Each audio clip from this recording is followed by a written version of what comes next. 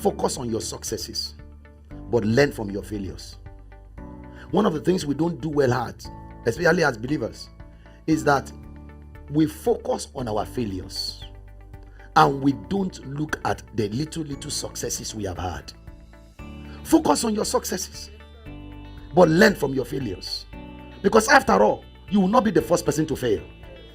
In fact, most success story is a compendium of failures that ended up becoming successful. Most of the time, most success stories, you will see inside of it failures that ended up becoming success stories. You have to be intentional. Don't allow your past failure or your not so good experience to be the driver of how you go in life. Life is a place to do. If you have ever done something before that didn't work out good, don't allow that thing to keep you in a prison of negative mindedness. If you have done something before that worked out good, always make reference to it when you face challenges. Even in your daily living, David had to face Goliath. He had all that testimonies that were not good. But when they said you can say no, the Lord that delivered me from the bear and the lion. Can I tell you something? He didn't tell us. But while he will be fighting the bear and the lion, there is no way he won't have scar. But he didn't talk about his scars. He talked about his success.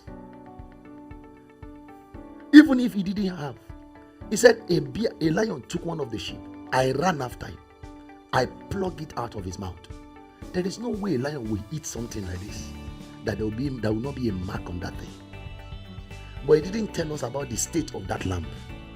He told us about the victory he had.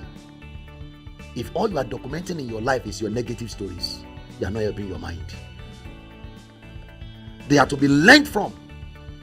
You had the marriage that didn't work. Thank God it didn't work. It's probably because you should be alive.